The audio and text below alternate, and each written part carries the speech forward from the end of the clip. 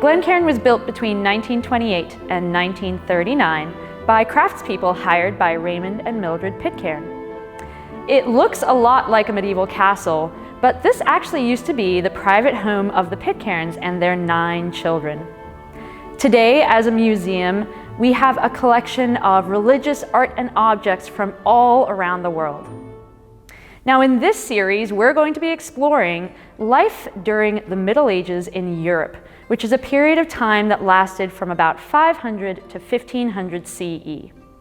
One of the ways that historians talk and think about this time period is by grouping the people who lived then into 3 different categories: people who worked, people who fought, and people who prayed. Now, these 3 groups had some things in common, like where they lived and what they believed, but there were also some differences, which mainly came from the roles in society that they were born into.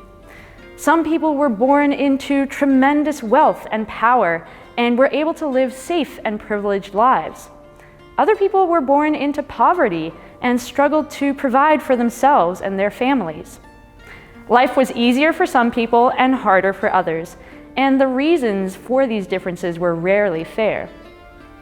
Today, we're going to be talking about these objects that are here next to me. These objects are some of the tools that a stonemason, someone who worked with stone, would have used to build a castle like the one that we're in today. Around us, the walls are made of thick gray stone called granite, and the ceiling above me is made of stone arches that cross in the center. How do you think a medieval stonemason would have been able to construct a castle like this without modern-day computers or construction equipment? Well, they used 5 main tools, so let's see what they were. They would have used a pair of compasses to make curved lines, a set square for straight lines and right angles, a rope or maybe a staff marked off in halves, thirds, and fifths for measuring, and then a hammer and a chisel for shaping and carving the stone itself.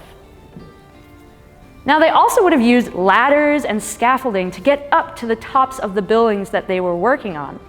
And stonemasons in the Middle Ages were highly respected craftsmen, not only because of their skilled work, but because they were working on buildings that were some of the most important to medieval society, cathedrals that were designed to glorify God. They were also involved in the whole process. They were really an architect, engineer, craftsman, and builder rolled into one person. Now, stonemasons, like other craftspeople and people who worked in the Middle Ages, often belonged to groups called guilds, kind of like a workers' union. If you wanted to become a stonemason, you would join the guild and you would train to learn how to be a stonemason so that you could take on the profession. The guild made sure to keep track of how much each stonemason was paid, how many hours each stonemason was allowed to work, and made sure that the right techniques were being used to ensure high-quality construction, kind of like what we see here at Glencairn.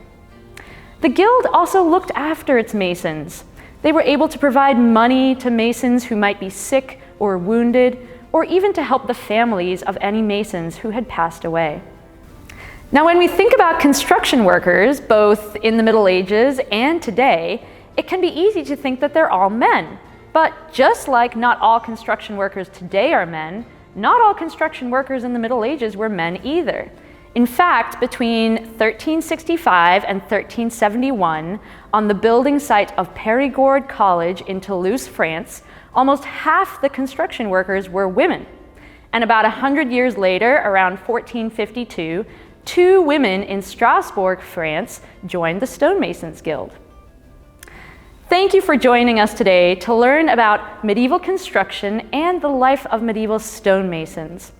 If you want to learn more about other people who lived in the Middle Ages, you can check out the other videos in this series about monks, nuns, knights, and scribes. And if you want to learn more about Glencairn Museum, you can visit our website at glencairnmuseum.org.